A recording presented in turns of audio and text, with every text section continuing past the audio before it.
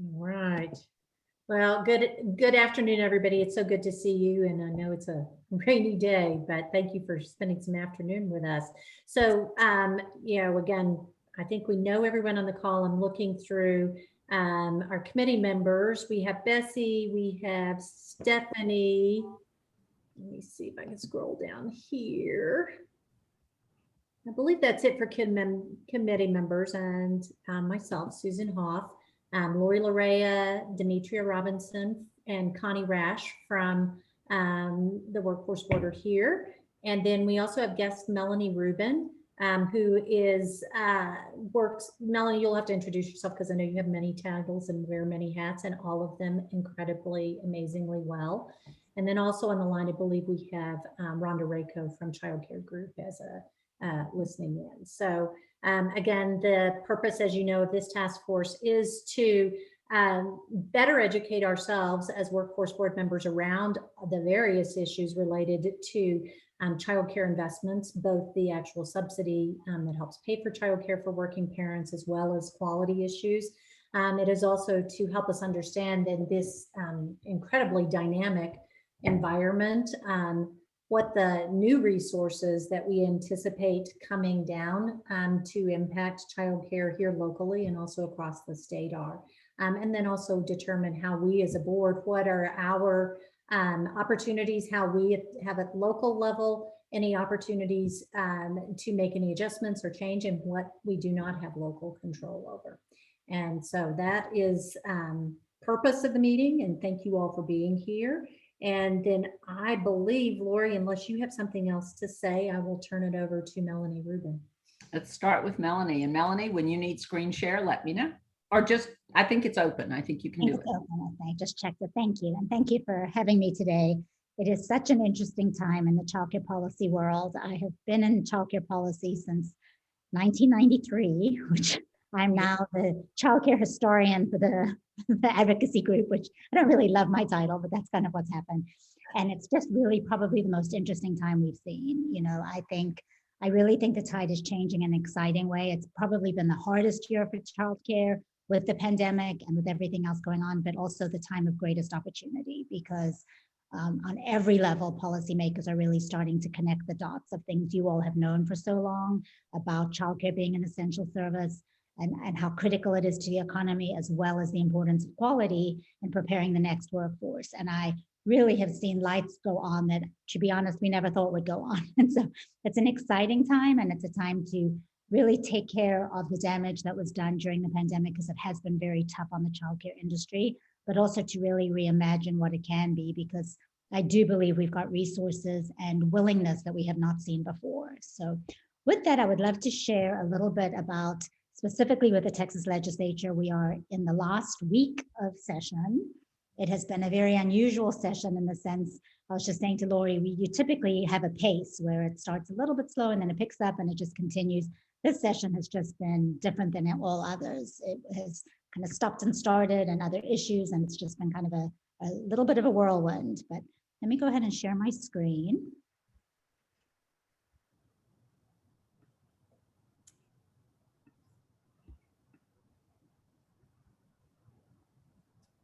And kind of let you know where we are. So this has kind of been my clock on my screen. We have 5 days, 10 hours, 53 minutes, and 7 seconds left of session.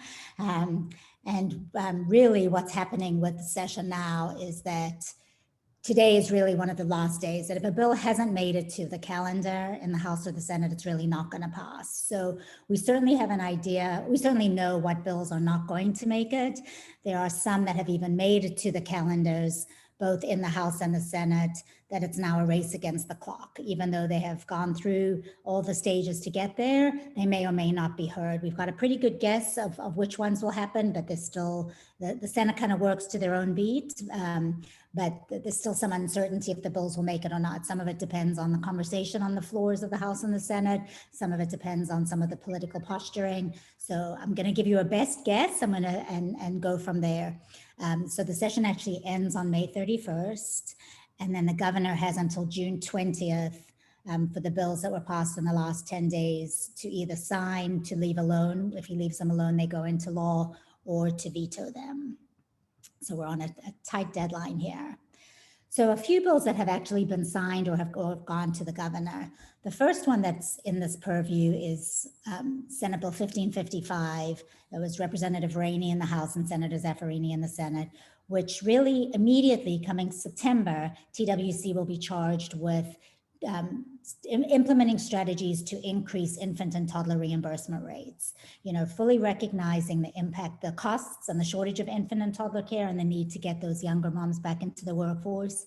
How can they start paying higher rates for those infants and toddlers immediately, as well as 3s and 4s going into the school district, so kind of recognizing the high needs of infants and toddlers. So short term, that's what they have to do. And then longer term, the bill also mandates that TWC, when they implement their new TWIST system, the new computer system, start aligning with childcare regulation, who tells a provider how many children they can have in a classroom, and then TWC pays them for them. But there's a misalignment here because where, for example, if you look at the 3 and 4-year-olds, you can have 15 3-year-olds in a classroom and 18 4-year-olds in a classroom, and yet TWC pays the same rate for a 3-year-old and a 4-year-old. So really starting, and that happens in a couple of the divisions that you can see on the chart. So it's to tell TWC to go ahead and align their rates with mandated lower ratios so that they can actually pay some of the truer costs of keeping younger children. Another bill that's on the way to the governor is House Bill 1792 by Representative Button. TWC will now procure a single entity for and centralized TRS assessors. So where the boards have either contracted themselves or contracted out locally to hire and train TRS assessors, this will now be done from the statewide level in a centralized way. There's another bill that's indirectly going to probably have some impact that's also been sent to the governor. It's Senate Bill 1138 by Senator Hughes. And this tells the state to do to conduct a study to streamline all the public safety net programs. Some of the goal is to reduce costs, but really to look at improving outcomes. And childcare is named in these programs, including TANF, SNAP, WIC, Medicaid, and CHIP, as well as the CEAP. So keeping our eye on this and seeing what it may mean to the childcare subsidy program and particularly to the local boards. Senate Bill 1247 by Senator Lozano continues the work of the tri-agency work. And this is the Higher Education Coordinating Board, Texas Workforce Commission, and Texas Education Agency on a strategic framework for work-based learning. Definitely not specific to childcare, but has a component in there. And so something to keep our eyes on. And that has also been sent to the governor. Another cleanup bill on reporting on the apprenticeship program is by Representative Button, House Bill 1799. This is really more of a cleanup on what they're needing to report on. Don't think it's going to have a huge impact, but something to keep our eye on. House Bill 725 by Representative Patterson says that children in foster care in another state qualify for pre-K. And again, making the connection to the more kids in pre-K are not in childcare and just the impact on the childcare market on that. Senate Bill 560, also a little bit indirect of a bill. I kind of started with directly TWC and childcare and now just kind of related bills that have passed or that are on their way to the governor. This is a strategic plan for high quality bilingual education in Texas. And it's really to increase the workforce of qualified bilingual educators. And then Senate Bill 764 by Senator Huffman to say that no child care operation can operate during an appeal of suspension or denial of license. That's kind of a child care safety bill.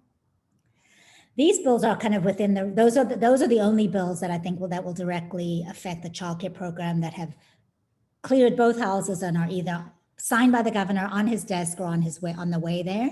The next group of bills are kind of within range. They've passed out of the House and Senate, both the House and Senate, and are on a calendar in the other body. But again, even though they're scheduled, they may or may not actually go through and get passed. The most direct impact is House Bill 2607 by Representative Tellerico. This bill was amended in the Senate this week, so it has got a few changes that I just want to highlight. This bill creates, deletes the word voluntary from the TRS system and makes the Texas Rising Star program mandatory. It creates a new entry level. We've kind of talked about it as a pre-star, and sets a maximum amount of time that a provider can enter into the TRS system in order to get subsidies and not move up. It mandates that the boards assure that these providers get technical assistance, but that they don't get an enhanced rate for being in TRS if they're just at that pre-star level. What was added in the Senate just this week was the TWC must develop a waiver system for staying at the entry level, giving them an additional 36 months if necessary. The other change that just happened again in the Senate committee, in the Senate press room actually after the committee meeting, was that there was a provision in there to facilitate childcare contracted slots, that although that was passed last session, it was still pretty hard to administer. So there was a provision in there to allow childcare centers to maintain a separate wait list that was not going to go anywhere. And so that actually was taken out of the bill in order to pass it. So that did not pass, that provision did not pass.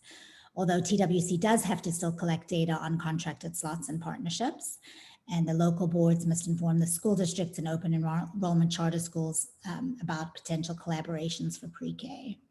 I'll pause there because this is a pretty big change to the subsidy program. Are there any questions on this bill? Okay. Another bill, and so these two bills, because the Senate version is slightly different than the House version, even though it has passed both houses, both the House and the Senate, it will go to some technical version of a conference. Neither of these changes are so substantial that I think there'll be an issue, and there's a few more days within the calendar to do the technical work, so I think they'll still be okay, but that's kind of where they are.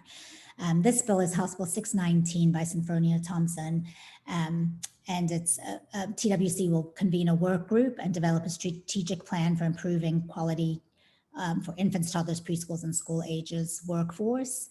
The Senate did an interesting change, and a little bit controversial. The number 3, so it's making a plan to really look at compensation, some of the real issues about the workforce that we know we have to do something if we're really going to have systemic change. It's, how to really grow it, looking at professional development and education. The Senate, there was a number 3 where the House had eliminating racial and gender pay disparity in the childcare workforce. The Senate would not pass it unless gender and race was taken out. So it is now just eliminating pay disparity in the childcare workforce. And so that is the only change from the House version, but they'll have to just work that out in conference, which I think, although the House member was not even consulted when the Senate made the change, which is unusual, I think they're going to accept it in order to get the bill passed. Now, yes. If I could ask, this thing jumps the shark when it comes to what you'd expect a Texas Senate and legislature to pass. They are actually putting their foot in the door here on affecting pay of for-profit businesses. Well, it's a strategic plan to look at doing that. They're not doing anything yet. It's just developing a plan. So it's not quite as bold as that. Did this just get away from them for it? I mean, this just seems beyond anything I've ever seen out of the government. This is weird. It's pretty unusual. Yeah. Is there, and I guess you don't want to ask any questions, but I'll ask you this, Lori. Does it have the potential to set precedent for other fields or not? I don't think so. I think what it will do is it is shot across the bow, and it will be dismantled on arrival. It will begin to be, questioned at every turn. Why would you do that? And the commissioners will be, they'll be tasked with implementing something that does not do what this intended. This is going to get very sticky for us at the local level to try to thread the needle, because this goes beyond the federal, and the feds would not ask for this. This is strange. So, and I think TWC is tiptoeing around pieces of it, but I think if there are ways to make it less sticky for you, I would love to visit on that from you all. As far as are there pieces that can work and that pieces that shouldn't work. And I think TWC will tiptoe around that. It's admirable in its intent. Don't get me wrong. What I see definite trouble with is we would be asked to behave differently toward this industry than any other industry.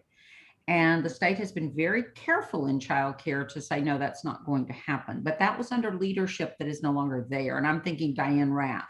Yeah. I'm thinking Ruth Hughes, women who put themselves on the line as chair of the commission to guard against this sort of encroachment into the industry itself. Now, granted, we need to do something, but here's the scenario. Someone is a contracted slot provider for us, and suddenly we're paying more than the public can pay, and the public has refused the slot, and we are given the slot. Government is bidding the public. That's the kind of things that can happen from these policies when you're not integrating them into a philosophy. And trust me, philosophy might have been the least of it during this session. I've seen things just go bing, bing. I mean, Yeah. I know this is being taped, but I'm just, this has been, this one, because it's childcare, you can't ignore the fact that it's also an industry of private employers. And so that's where I think it won't move things in this direction. I don't think it will teach us a lesson about what not to do in this direction. I just hope nobody gets sued. Interesting. I think I'm trying to remember some of the conversation in the committee hearing, and there was somebody pointed to the agricultural industry, that it was more similar, that there was potential along that way, but we'll stay in tune. And Lori, even though this is all listed in what the plan is, they may address it in a very high level way that doesn't do anything, and then Right. which is probably what I would guess will happen with that piece of it. Maybe a study rather than an implementation, just to Yeah. go back to the It's next. a plan, Yeah. which is a plan, which is basically a study. Yeah. So Exactly. it's fascinating. Well, I'm wondering too, Melanie, who was the opposition to this? There wasn't so much opposition to it, actually. Okay. And the fact that Senfronia Thompson, she has a lot of respect in the House. Yeah. I think the fact that she kind of went on record of this, there were no groups coming out against it publicly, and again, it hasn't fully passed. Let's see what happens. It sat there for a little bit longer, so we were wondering what this question was. If there was a question from the leadership side, there were no organized advocacy groups or providers or anyone coming out against it.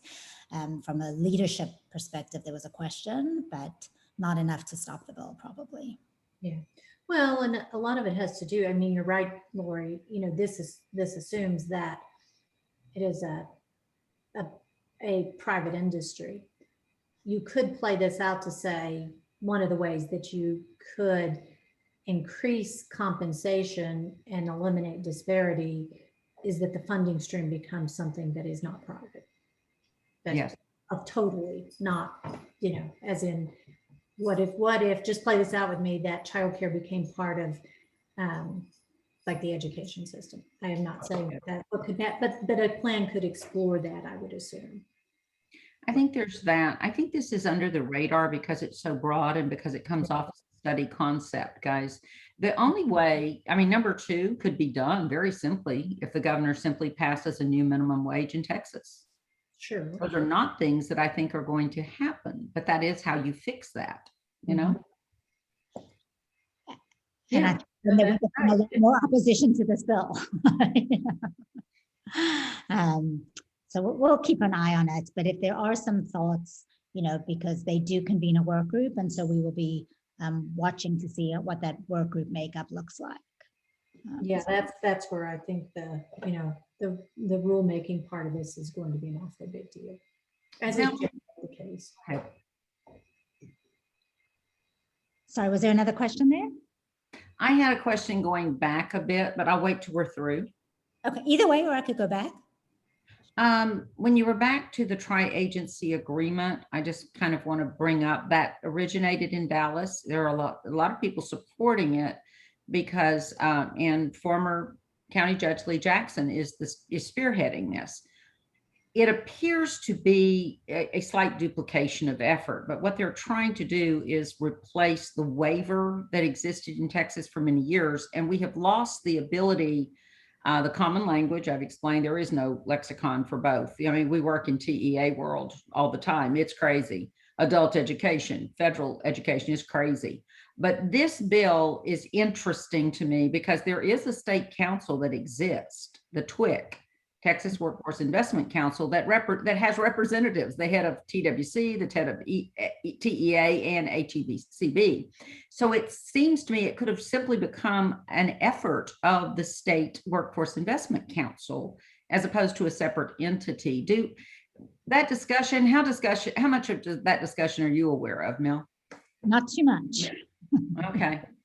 I don't think it's a wrong idea. I think it's redundancy. And they've gone to great lengths to get this passed, guys. One of the things is a financial note, and it was not popular. And the person who put the financial note on it kind of caught hell because it is costly to staff something meaningful to do this much. So I don't know, but you're saying it's already been sent to the governor now. It's there. It's Okay. either- yeah, no, it's I must have mitigated and the one before that, sent to the governor, study to streamline public safety net.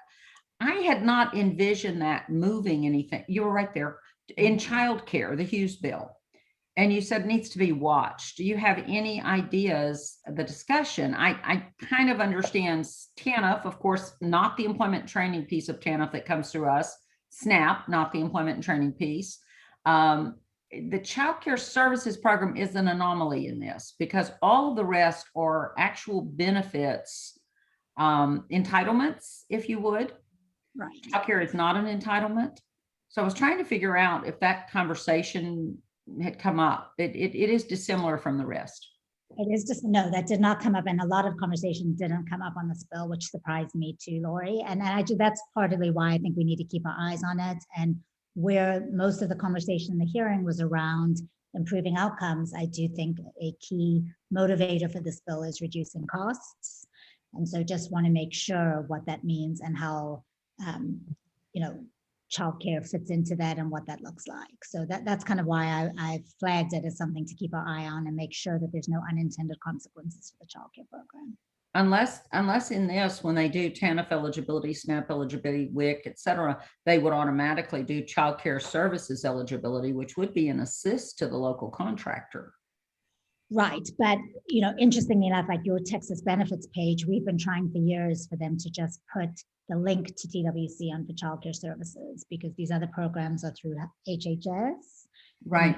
They haven't because they thought it's just too separate. So I do think it's interesting that this bill includes it where they've seemed to draw a pretty hard line otherwise. Interesting work. I appreciate you getting all this down to a simple statement because most of the time we don't get it that way. Good deal.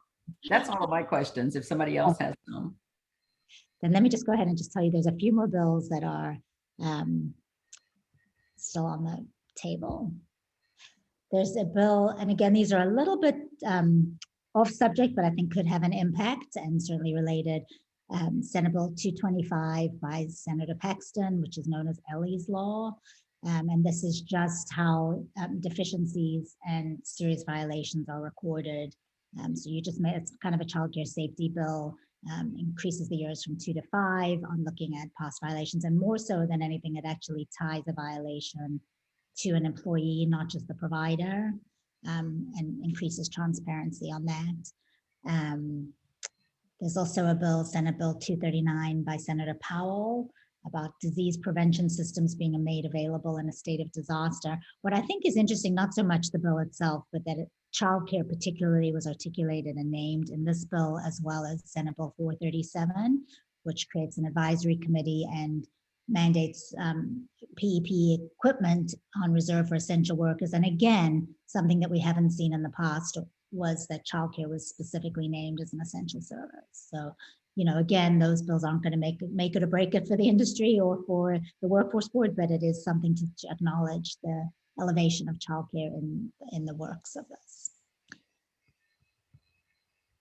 Senate Bill 1061 by Senator Zaffarini mandates criminal and background checks to small employer-based childcare centers. And then there's another bill, Senate Bill 1697 by Paxton, that will pass. And this is also known, and I do hate to say it, and I know I'm not supposed to, but I think it'll probably be more meaningful. These are the red shirting bills that parents can choose to hold their children back a year because of the pandemic. And so that really may have an impact on numbers of children in childcare and in pre-K. And then Centerville, How far, it goes up to, they can hold their kids back up to what grades? I think it's through 8th grade, actually. 8th grade, okay. 8th grade, but there are provisions that the school has to say, okay, as the kids get older, that if they've already mastered their elements that they need to, there's a discussion that there's a school committee to do it as the kids get older. Okay. Pre-K and K, it's certainly just the parents' option. Okay. Then Senate Bill 2081 by Menendez. This limits the group size to 22 for pre-K for public schools. This has been modified over the last week or two. It did used to have ratios in it as well, and now it's just group size, and it does not apply to charter schools any longer. It's just for the public schools. And just for context here, for the folks that may not know this, there's never been a class size limit for pre-K, correct? Correct. And kindergarten does, but pre-K, somehow or another, when it was passed, there's never been a limit to the size. Right. Which is also interesting because typically childcare looks at the school district with a lot of envy, with the resources, with the everything that they have, and yet childcare even has a group size limit, has a ratio limit that's lower, although the group size is larger for a 4-year-old. So it's kind of interesting to see where it goes. Yeah, I was just going to ask about where did the 22, how was that derived, that specific number? It still seems a little high to me, but. Yeah, you wouldn't want to be teaching a 22 pre-Ks? 4-year-olds? Yeah. I'm trying to remember what the kindergarten ratio is. I think it's probably based off the kindergarten ratio, more or less. Yeah, it's pretty close to what it's probably about the same. Kindergarten may be a little bit higher, but for some reason I think I think it was 22 to 1. That's ringing a bell in my head for kindergarten. So I think that's where it came from. So those are the bills really that are most likely to pass or have gone to the governor's office. Can we talk about Zaffarini real quick? 1061. Give me an example. I don't think I've heard the term name-based. I understand employer-based childcare center. What does name-based mean in this context? So I'm sorry, that's the name-based is the check, not the there's a name-based background check and a criminal and background. The FBI check. Between doing the interstate and intrastate, yeah. Yeah, FBI. I thought that was already mandated, I guess. But this is for employer-based childcare. For some reason that was not included in it. Interesting. And there's also another group that's not childcare that's also included through this bill, and I'll pull it up in 1 second. I just found that confusing, but now that makes sense. I don't know any small employer-based childcare centers. Maybe it's more popular in other areas of Texas. Right. And maybe they're coming because there's some federal money for that, but we'll see. Good point. Good point. So, if you fund it, it will come. Exactly. So I'm happy to entertain any questions on the bills, and then I just wanted to throw out a couple of upcoming policy opportunities that are in the wind coming up. But are there any questions on some of these bills? You did a great job. No, thank you for this What opportunity. a session too. Wow, it's been a long time since we've seen that many childcare bills. Right, exactly. My historian friend from 1993. Exactly.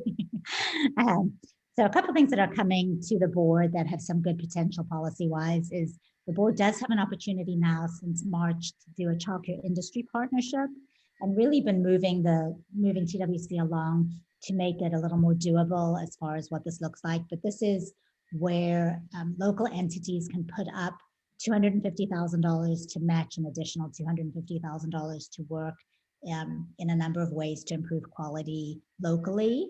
And I really do think this is a great opportunity for the Dallas board to consider, and certainly can send in more information on that. There's also the option for boards to implement contracted slots. And unfortunately, we would have liked to have said there's going to be a lot more options based on the session, but that's the piece that got taken out. But there still is an option to do contracting. And this is something that is very much encouraged by the feds to increase stability and parent choice in areas where there's not quality or where the neighborhoods cannot support quality in the same way, and just another great opportunity to try to get heads around and to be innovative and to be a leader from the Dallas workforce board side. There's also going to be a special session in October. We know there's going to be for redistricting, and also because the legislature mandated that some of these federal funds be considered in a special session in October. I've been in touch with TWC leadership trying to figure out which of the childcare dollars will fall under the special session or not. So keeping our eye, there's a little bit of uncertainty on that, but definitely keeping our eye on that. And then related, although not directly, is every 6 years, the state reviews minimum standards for childcare. And we are about to head into the 6-year review again, starting in June, of all minimum standards for childcare. So you may be hearing some banter around that issue coming up. And that's kind of what's on the horizon. If I could come back to the list real quick, I'd like to kind of go over staff's position right now on the 4 objectives. Great. Thank you. Childcare industry partnerships would be relevant to us if it was $1 million. At $250,000 of the $250,000 match, guys, it's granular for us. We are going to have our hands full on implementing large amounts of money that have to go to care. So this would have to be boutique-y and something very special for us to do a $250,000 federal grant. That's extremely small for a big board. I wish they had made it much larger, or at least a sliding scale, small board versus large board. That's crazy. Implementing contracted slots will be, I wish they had passed legislation or given us some range in that, but we're definitely in on contracted slots. We think that's very important. I think on the expended federal funds, I think the money that the state got directly for childcare is already in play. I think this would carve out more of the federal funding coming to the state in the name of childcare. And our view of the elephant right now would be more money in retraining the workforce. I think we've saturated childcare, frankly. We haven't solved all the problems, don't get me wrong, because the money just doesn't solve the problem. So if this could be spent, if there can be a carve out for uniqueness, I can't give my opinion. I did give my opinion to TWC that we need earmarked money for workforce that is not bound to the Workforce Investment Opportunity Act, because that is becoming very difficult to implement in a time of huge swings in the economy. We needed the bill we had in 2009-10, which gave us so much flexibility in workforce, and we have not received that. So the feds have paid no financial homage to the workforce system, and that's unfortunate. We are working with the city of Dallas, and Mel's kind of aware of that. This won't be on a childcare track, but they have a bid out. I think we can possibly get $3 million in CDBG funds that will sort of sidetrack all the WIOA, dot the I, cross the T, we'll do eligibility and we'll do skills training. And that will be unique if we land it, because you cannot use anyone other than nonprofit and public entity. So colleges are in play, but not Equus. So that will be an inconvenience, but we're pursuing that one. Childcare regulation review is huge and probably deserves all of our attention, especially the task force. So that's just a highlight of where the staff is on these 4 items. Glad to entertain suggestions for reopening the conversation, but I did want the committee to know that's where we have landed as of today. And as we know, everything can change in a week. Absolutely. And Lori, I think your comment about the CCIP, the industry partnership, I think is reflective of what other boards are feeling too, and I think the only strategy that seems to be coming up is just funding existing programs in a bigger way, because to put more energy into that small of amount, I think other boards are finding the same frustration. You can take that one down unless anybody else has comment or seriously suggestions from the committee. I just know that's where we are today. Thank you, Melanie.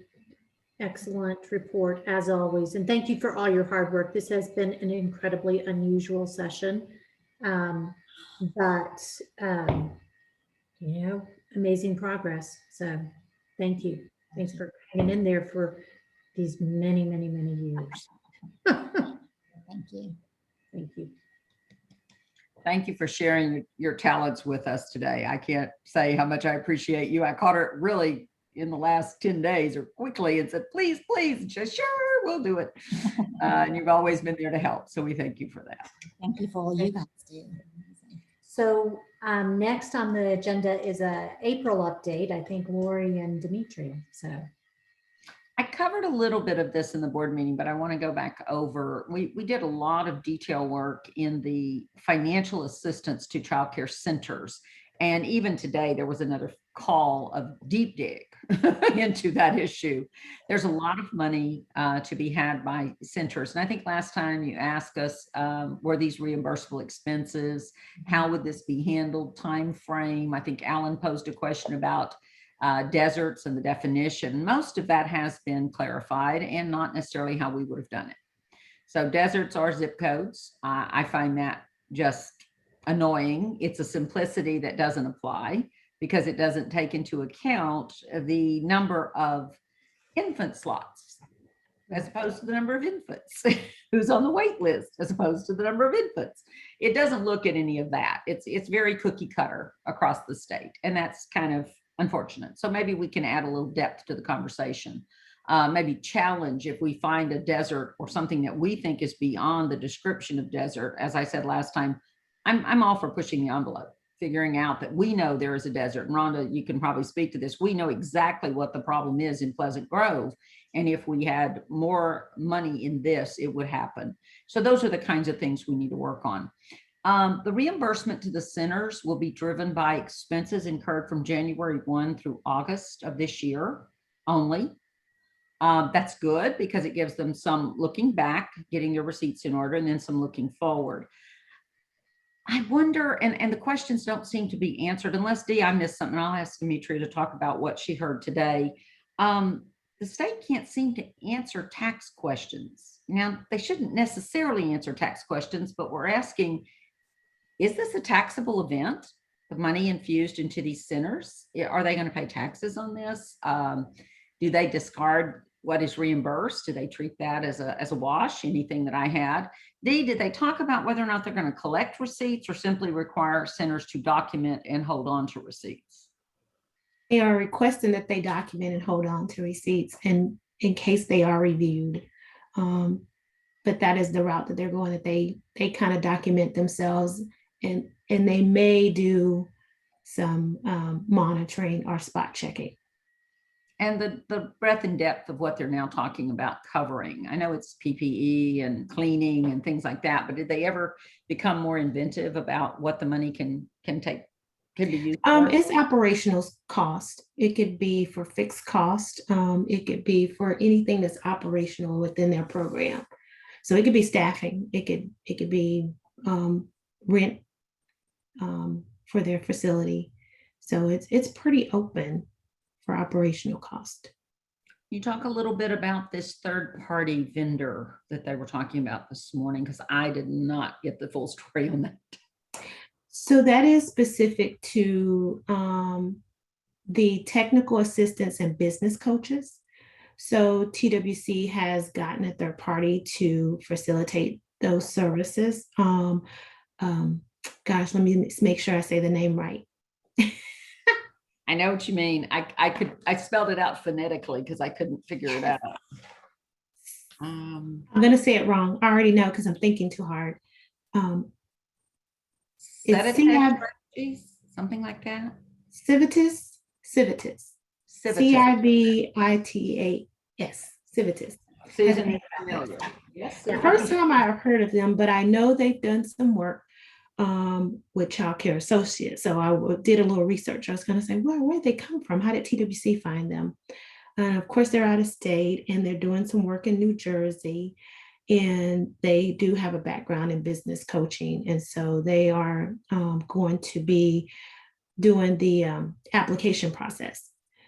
They actually will do the second level of business coaching. There will be 2 separate vendors for the business coaches for registered homes, and then a business coach for centers. So they have 2 different entities that will be doing that as well. So they are contracting all this out, and it's a short period of time, 30-day window for the providers to apply. And they only have this grant for a year. So TWC will administer it. It will not come to the boards. We will get information on how to distribute information starting, I think they should be sending that to us this week. And so that's kind of our role in this space and helping them and guiding them. If they need additional resources, we can help them. Hopefully we'll get more TRS providers out of this process. That's what I'm hoping for at the end. But it's pretty fast paced, something that's not going to last long. And hopefully it will be a transition where we can pick up and work with those providers once they go through the business coaching. I'm genuinely thankful it does not run through the boards or through Child Care Group. This is a massive lift. Melanie touched on legislation that we knew was coming. We thought it would pass. Right now, Demetria has a compact with North Central Texas and Tarrant to do the assessors. And we've done that for 7 years. A good 5 years for sure. Where we hire people who go out and review centers for quality. This is not a licensing issue. So we're prepared to turn that back over to TWC to do a holistic uniformity and training, employment, and scheduling, I guess. So much like licensing, it will actually come from the state. Now the assessors will come from the state. That's fine. We have done well, though, in our regional compromise. Our regional effort is really good. I almost hate to see them take it over because we have built relationships. We've built strong ties to the centers. They do not feel threatened by most assessors. There's this one and that one that people don't like, but this is going to be a shift. Andy, would it be next September or this September, 21 or 22? It will not come into play until 2023. They have to do procurement. They have to do all of that from the state level. I'm really excited because they're using our model that we've put together, and we have a good working group. I mean, Rhonda is very active on that. And so working with the other two boards, they've built this process from ground up. So they have come to us for our input and looked at us to how we operating the TRS assessors and the continuity that we created across our program. So I'm kind of excited, but I think our group is ready to say, go ahead, you can have this. Well, that's how innovation works. You pilot it, and then the infrastructure part is when, the rest of the state takes it on. So Absolutely. and it is, I think that is absolutely what ought to be replicated because it is really phenomenal work. So congratulations. And congratulations also for not having to run it for the entire state. Yes, we're so happy about that. It's not a big bucket of money, but it's enough. The only concern I have is that it doesn't become cookie cutter focused on smaller boards. Rural areas where the cost of childcare is higher, the quality is perhaps more consistent, and the families are different. So I hope they have a specialty group in inner city childcare services that stays connected to the real issues in the inner city. Houston, San Antonio, Dallas, even Fort Worth has its share of serious, there's a different culture in the inner city, particularly the minority-owned vendors need people to understand them and understand the culture, the differences. True is very true in Hispanic population. So I just hope that TWC recognizes they're going to have to really massage this, have specialty teams, make sure the teams are linked to the community they're looking at. This is not a cookie cutter endeavor. So yeah, Texas is a big place and incredibly diverse. right. It's like 5 states in one. And then some. Other than that, I know we're supposed to benchmark. I do not have that. We've been a little busy. Things have been a little bit crazy over here, but I will get back to that and have it for you before the June meeting. We don't have another meeting before the June meeting, and I did give a report from the last effort and at our May meeting. Can y'all think of a question that we haven't touched on from the report or things you still want to know? I wish Alan was on. I know he had a lot of questions, but I did kind of communicate with him that didn't go the way you wanted it to, but that doesn't mean you can do some good work. Anything else on that? Anybody? Check my template. I think one of the items that I heard in the conversation from the last meeting was about the non-traditional providers that we had in our area. Like out of the regular work hours, like. And we weekends. did, I asked Child Care Group to look that up for us, and there's about 35 providers. Out of the 35, 28 are CCA, are part of our system. So I was pleasantly surprised that it was that many on our list. And so Child Care Group will be outreaching to the 7 that are not, to see if they would be interested in becoming part of our system and TRS if possible. So we have more than what we thought. And we did a map, and I guess we can send it out with some notes, Lori, a map of where they're positioned. Can you do a screen share? Oh, you know what? I might be able to. I Do would you know love what our that. total capacity for kids? I don't have that specifically, but I Rhonda- know we can get that. Rhonda just turned her chair. Rhonda just rolled over the computer. Let me see if I can bring this up real quick. 35 surprises me, but I would imagine, Me too, but I wonder if they're small. Yeah. and limits on where they're located. That would be the other thing. Rhonda, A lot of them are home-based providers. Yeah, that's registered what I was licensed homes. thinking. Yeah. hey, but at least it's something. And if there are any vacancies, the Restaurant Association is really hit hard. So is hotel, and we're serving both of those industries in June with major job fairs. It'll be our first in-person job fair for the Restaurant Association. They are renting the convention center. They just need some help in staffing it, but that will be the first. And I will tell you my total capacity, 1,126, Rhonda, that's huge. That's a lot more than I would have thought. Mhm. There must be a couple of really big places in there. There are, yeah. And what do they call non-traditional, Rhonda? Are we talking about 24-hour? Are we talking about Saturdays and Sundays? What kind of leeway? Most of them are do either evenings during the week, or there's quite a few who do 24-hour through like midnight Saturday. They don't touch Sunday, but there's maybe a handful that also includes Sunday care. So it's kind of all over the place, really. But it's a good mix. I'd love to have a schedule that shows all 35 in the area, who they are, where they're located, and what their restrictions are, and do they have openings? Just to share with the Restaurant Association, they are desperate to get their workforce back, and a lot of them want that 11 o'clock at night to close up. Some want the bar stays open until 2. We're getting a lot of pressure from the 24-hour workforce. Why don't we make accommodation? Oh, that's wild. So Dee, tell us what we're looking at. All over the place. This is where they're located. The blue dots is the CCA providers, and the orange dots are those that are not part of our system right now. Let me see if I can move that up. So Rhonda says 23, I guess, of this 35 are registered licensed homes. So there must be a few like really big size ones, because those homes are not going to take, Rhonda, more than 10 or 12 kids each, correct? Yeah.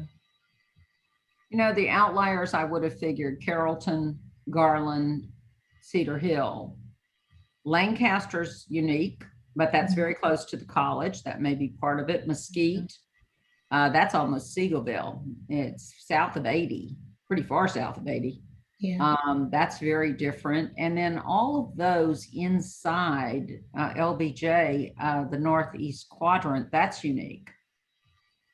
That really is. So we do still, and it still goes with everything else. Urban is our little Still, area that doesn't have much at all. But when we put our regular centers in, you see that overlap. We showed that some time ago. So that's an area that we've been trying to work with pretty much all year.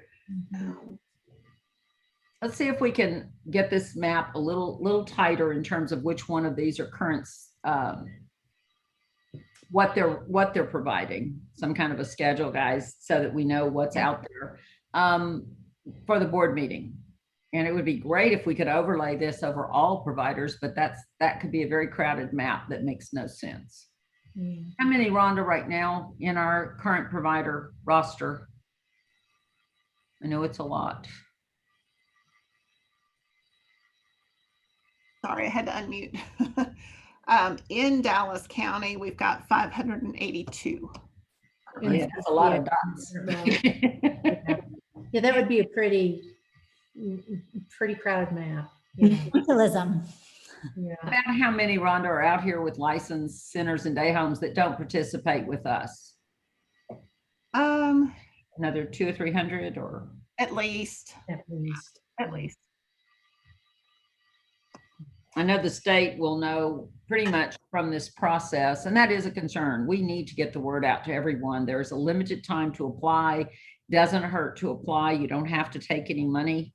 If you find that you don't like the rules or that your taxes would be adversely affected, I think we're going to need good accountants to figure this one out. But I'm worried about not getting the word out to our providers and getting it deep enough into the system. That's really critical. So anything, Rhonda, y'all can do with media. I know Tori, you, Sherry, go on, you know, and Susan, I'm sure would be happy to do that. Channel 8, Channel 5. Let's get the word out, guys. This is the worst thing we can do, is let this opportunity pass. Yeah. So is thinking about that, Lori, do you, childcare group, Rhonda, will you guys develop a media outreach strategy? Where would doing that lie? It's probably coming from TWC. Yeah, we're hoping that TWC will put together maybe a Q&A and some other information that we can just share out. And you can use that as a strategy in terms of the outreach, in terms of, you know, who you want to hit in terms of, you know, broadcast, radio. And news. I am our representative to the Public Information Officers Network, and the state does defer to me very often. I probably be the first one to hear, so I will make that a priority to push them to say, where is the packet? What do you want to do? Because what is the timeline, Dee? When do they kick this off? June 20 something? Or was that? Oh, for the business coaches, no, it for the will- actual benefits. For the money, yeah. June of 2020. It's like really soon.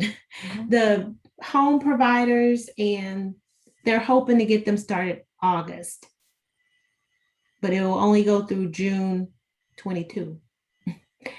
So they're hoping to get them started in August. That is the plan for now that they gave us just today, their outline. Yeah. That's very fast.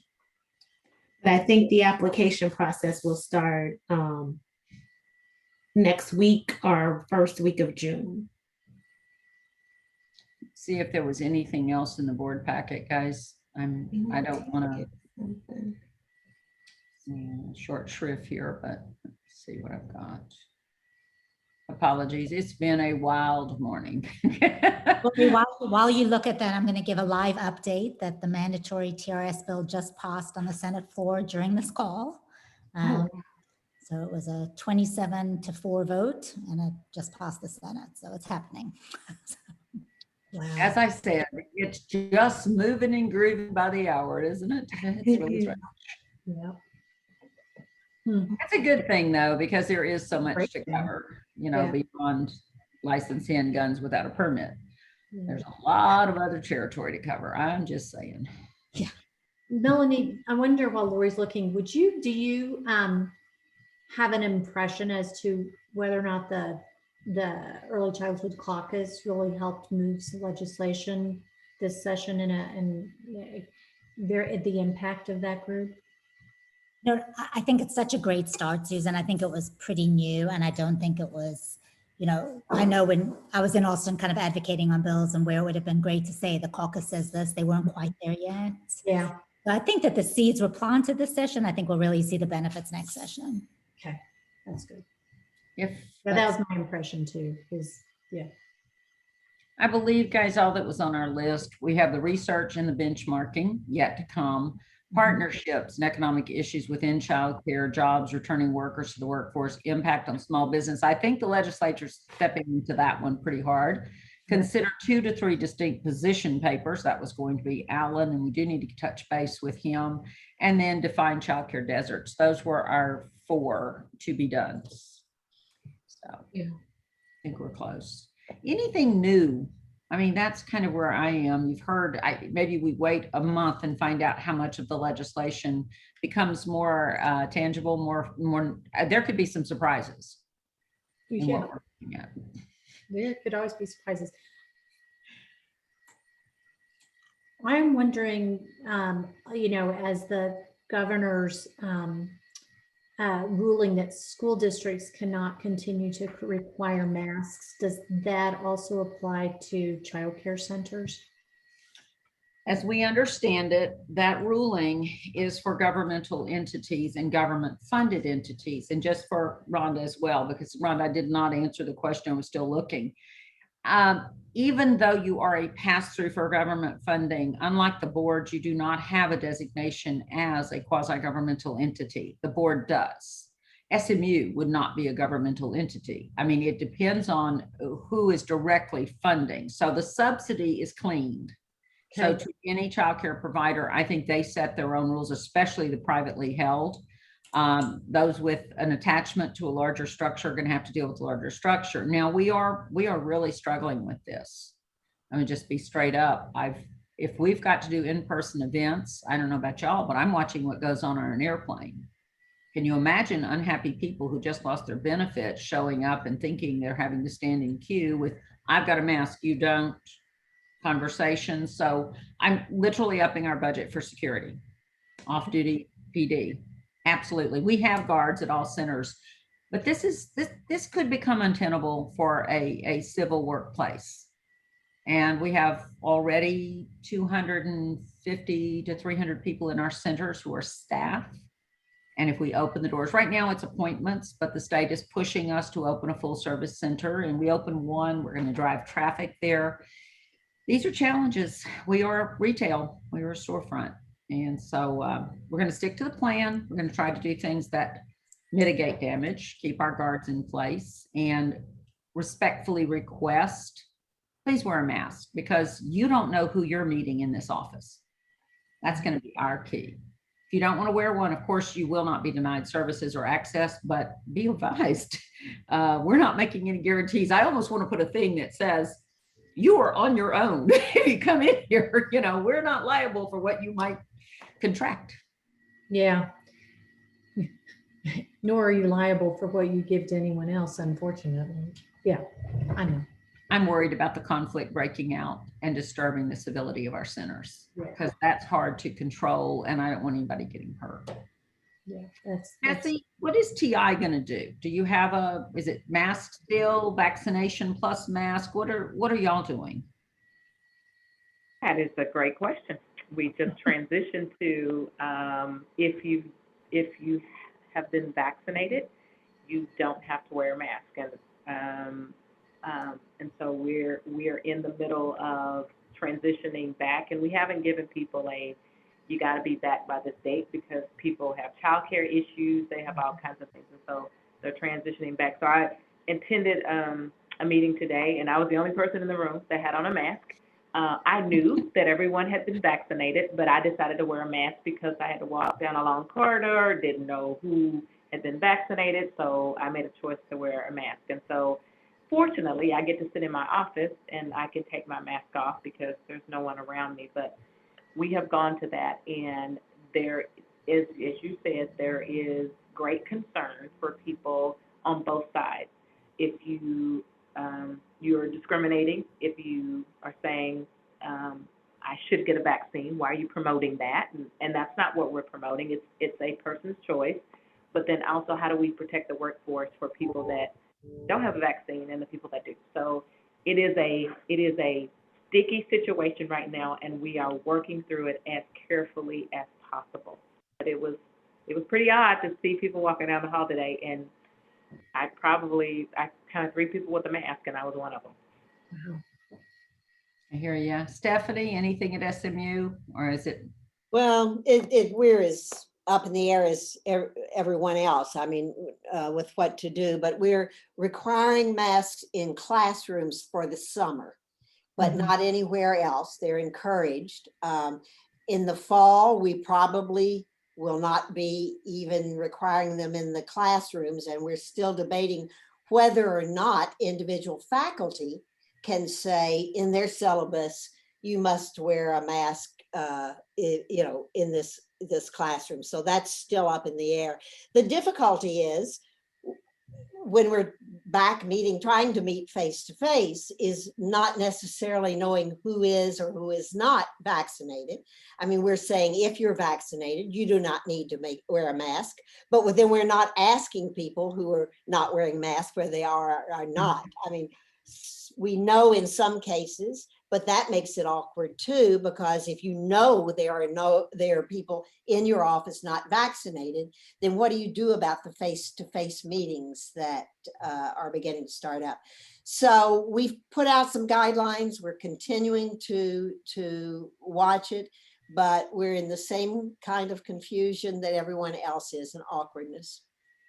It is rough. Susan, United Way, where are y'all?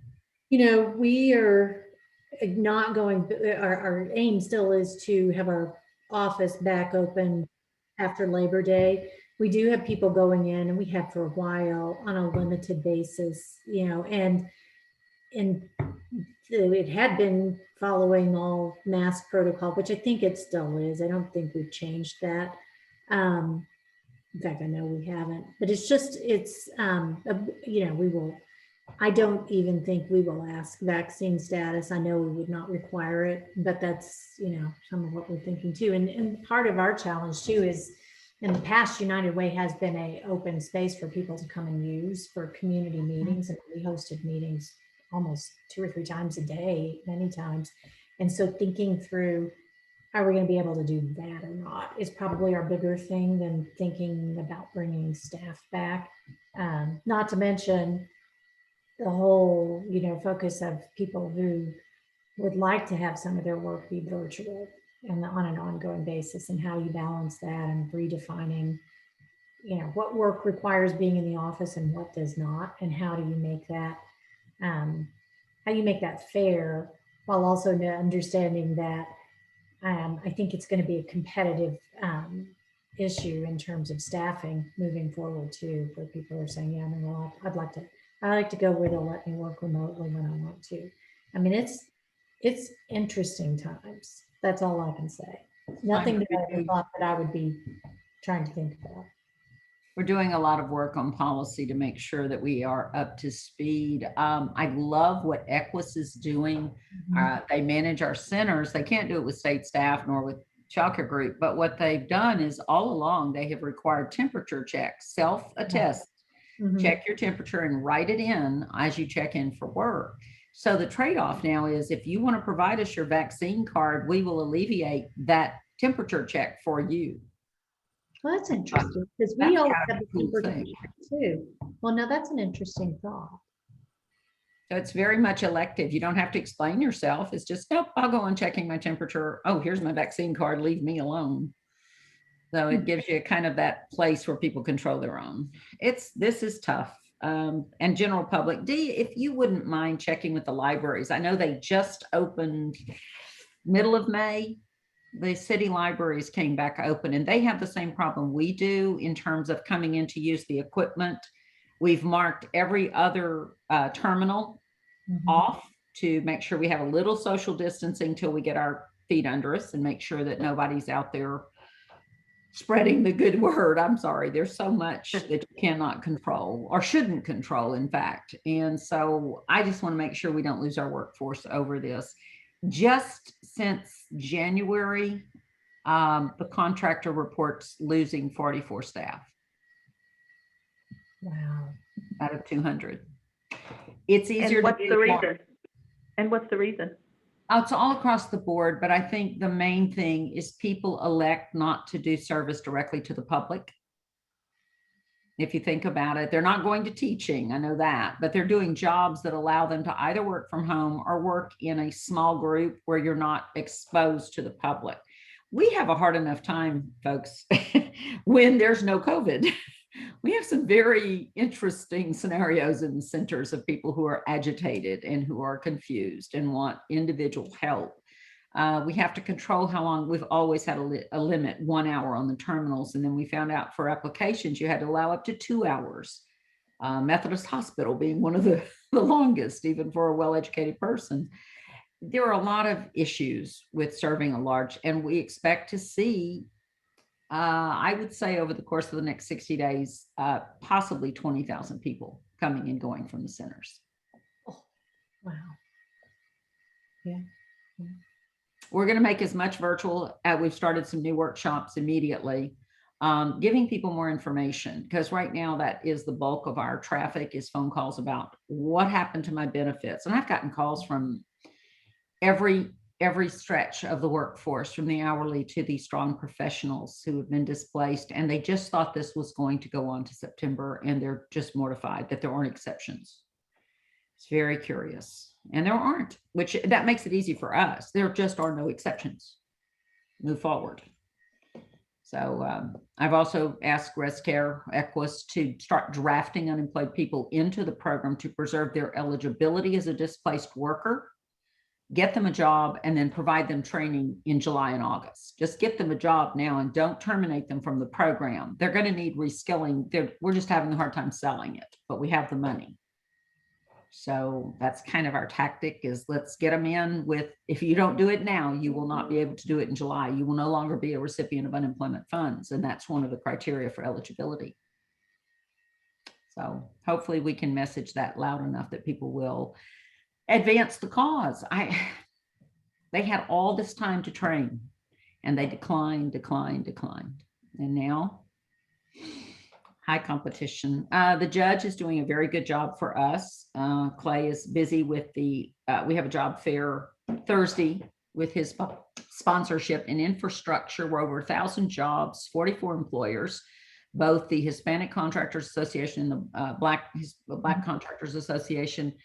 And he went on air and he had called me. He said, what do I do if the media says, why come back to this? Why look for a job now? I said, because you need to tell them in July, the reality is going to hit. I would be making my plan right now to find my job and my career training for my future. There's no time to waste. Once you decide in July or August, when you've been out of that $1,200 a month, there may be nothing left.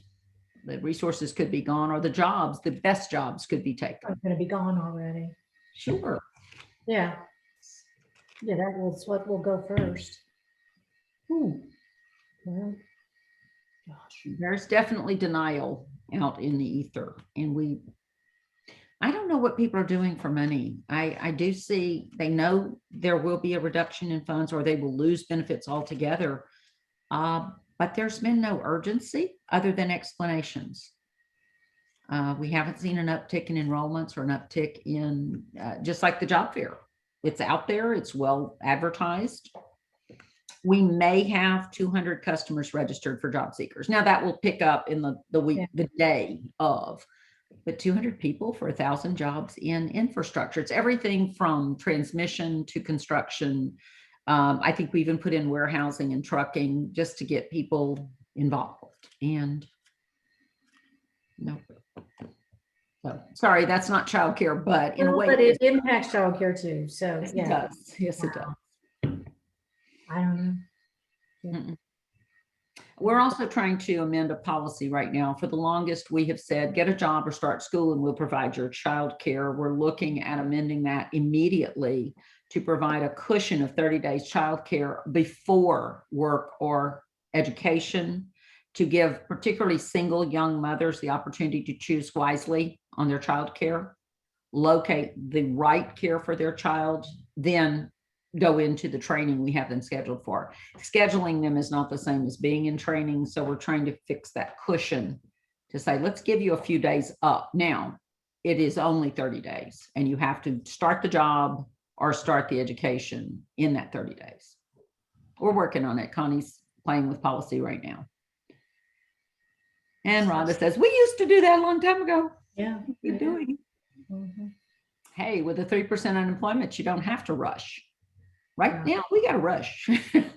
We need to, we're looking at every layer of our program services to see what is the impediment.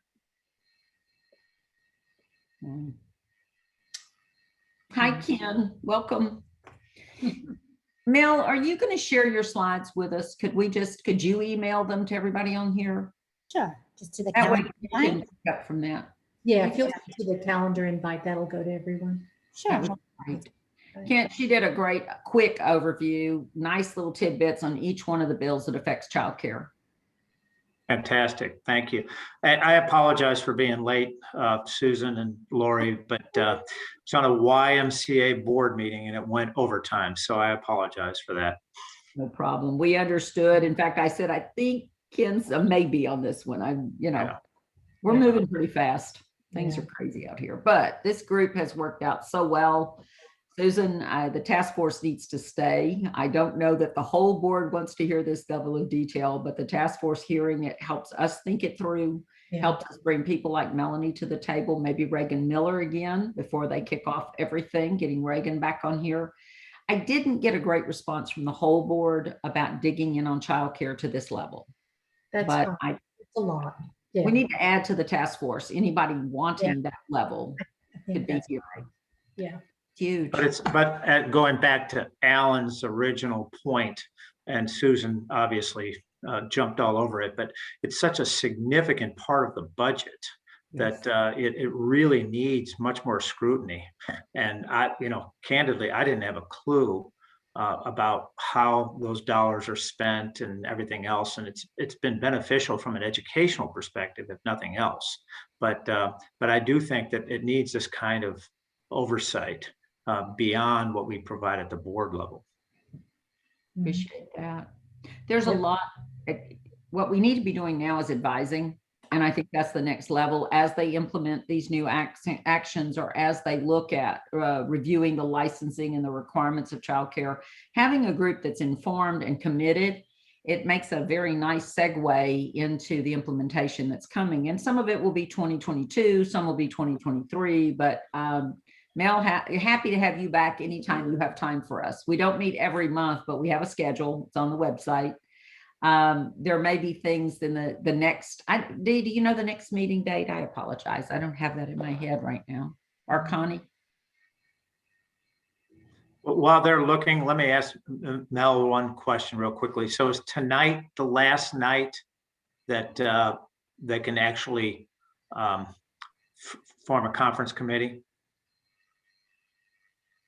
About that. So, no, I don't, let me double check on that, Ken. I don't think so. I mean, today's the last day.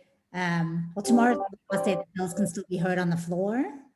But I think because they actually work through the 31st as far as, Yeah. working But in differences. terms of forming a conference committee between the two legislative bodies, I thought tonight was the last time they could actually form something.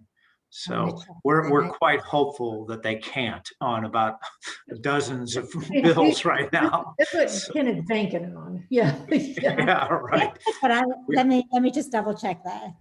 Susan, I know Susan's doing the same thing, but we feel like we're playing Yes. whack-a-mole right now. It's just amazing. I Connie's- made the comment yesterday in a meeting I was in when somebody said, how would you characterize the session to date? And I said, I would characterize it as frustrating. And then Mayor Karen Hunt from the city of Capel, who's also the chair of the Texas Municipal League, said, it's interesting that the word frustrating starts with the word F. She said, that's how I would scorecard them. That's not really what I thought you were going to say, but that's, I get that too. Yeah. No, we Well- kind of covered that earlier saying this has been just too unique. And we've all been at this a long time in Texas. it's been- He has done this Yeah. and this, and then these outrageous, who needed that? Fix the grid, people. Well, lots of solutions looking for problems. Yes, yes. And that's what's so frustrating right now. And Susan and Stephanie too, I'm sure, very engaged in the whole debate on 3979. And it's just painful, just very, very painful. Yep. Well, 5 more days. Right. Yeah. Yeah, I know. It has been, and I swear, Melanie, generally we say this every year. This year, I really mean it. This has been the hardest and the craziest. Yeah. Even Two- in that time, 2007. even Yeah, that time they ran away to Oklahoma was. yeah, right. not- yeah. I thought 2017 was bad, but this one, I think even supersedes that. I have to In concur. fall of 19, I went into Oklahoma City and meddled with their legislative process. And I kept them over time, telling them what they needed to do to mimic Texas. And what they decided is that I could go back and they weren't going to play in Texas land. Yeah. I think I helped them kind of cross over any kind of party lines. I was like, oh no, we don't want Texas. You go home. You can go home now. Thank you very much. Yeah. Putting childcare into workforce. Oh no, they were not having it. So Connie says August 24 on the next meeting. So we have our June meeting of the board, which Bill forgot we had a June meeting. But yes, this is unusual. We installed June meetings during COVID, and we're going to keep it this year, get a few more things done. Then July and into August, we get a little bit of a break, but we will have an August board meeting and an August childcare. I've still got to call Carter's people in the finance committee will meet with the two brokers for real estate. That is still going to happen in early June. And Will the meeting on August 24th be at the same time? I think it is. Yeah. Is it? Probably so. You need us to move it, Ken? No, I just was curious. Well, I anytime you can move it away from the anywhere close to the lunch hour would be helpful, but that's okay. Even if it's 1:15, it's better. Um, 1 to 3. Could we move it, slide it to 1:30? Anybody have I'm sure that would be fine. Yeah. I want maximum participation, guys. Yeah, Those- I would like to make it as convenient as possible. Yeah. Betsy, any hindrance for you on the 24th of August? Let me check just a second. And remind me again, Lori, when's our board meeting in August? The 16th, 16. very early. Yeah. And we don't meet in July. No, sir. And that's been a long-standing issue in Dallas because city council doesn't meet in July. And when I got here, I didn't know. I came from other places and they're like, no, you can't have a meeting in July. We should. Vacation month. Do what? The July is vacation month. The August board meeting is the 18th. the 18th. August, yeah. Thank you. Thank you, Dee. Wednesday. I am not going to be able to make the 24th meeting, so Oh, And can we assume that these meetings will continue virtually? That's another issue. Two things on that. We have a discrepancy on what happens if it doesn't continue. So June 5th or 6th, I will see a notice whether or not the governor passes extends the pandemic bill, the original. And he has been doing that consistently because I believe benefits are tied to that, not unemployment benefits, but money to the state. So hopefully that will happen. If he doesn't, then we are in a situation where John has instructed me that myself and Bill and maybe another staffer and another board member could meet in a public space where we welcome the community, but the rest of the board could be virtual. I have a different read from the attorney for Fort Worth who says, oh, no, you would have to assemble a quorum in person. So I'm investigating that. We'll find out what the story is, but my heart is a bit broken. And Mel, not that you want to make comment, but if you know what transpired, Ruth Hughes is no longer going to be Secretary of State at the end of this month. She was not approved by the Senate, and I'm heartbroken. This woman has just done a phenomenal job for 2 years. She came in at the end of the session last time. She was our chairman at TWC. I wish they had left her there. She is Governor Abbott's right hand when he was Attorney General. It's heartbreaking to me that she will not be our Secretary of State going forward because we know her and we know her to be a good, smart immigrant woman. She's amazing. Mel, any? I really don't know. I'll ask around a little bit, but I have not heard. I'm sorry to hear that, actually. too. Oh my, I mean, what are they thinking? until, another election. I mean, Secretary of State is an important thing, but to lose her going into the summer with special sessions and such, she gavelled in on this one and she will gavel out, but that's it. Wow. I haven't reached out to her. I just don't have the words. She is a dear, dear person to the system and has been right there on the forefront with the governor. I just don't get it. So Well, we do our homework, but we think well of her and thank her for her service at all levels. She's been amazing in this. well, I hope whatever she gets to do next is a little more fun. Or it makes a lot more money. Or more money. Good attorney. Yeah, exactly. Yeah. Yeah. All right. Well, thank you all for joining us. I think we're just about at our time. Lori, thank you for the feedback and getting back to us on those follow-up actions. Great report again, Melanie. Dee and Lori also, thank you. You guys are always know everything that everyone needs to know. So and Melanie, if you'll send your slide deck out to this group and then we'll all have it. And is it all right if anyone reaches out directly to you if they had a question about something? Please, absolutely. And Ken, I'm going to get your question answered. There's just a little bit of a question on that. I'll share the calendar and I'm just confirming it. That's great. But we can't wait until next Monday. Let's get this thing behind us. Absolutely. Yeah. All right. You guys have a great rest of the week. Thank you. All right. Thank you very all. much.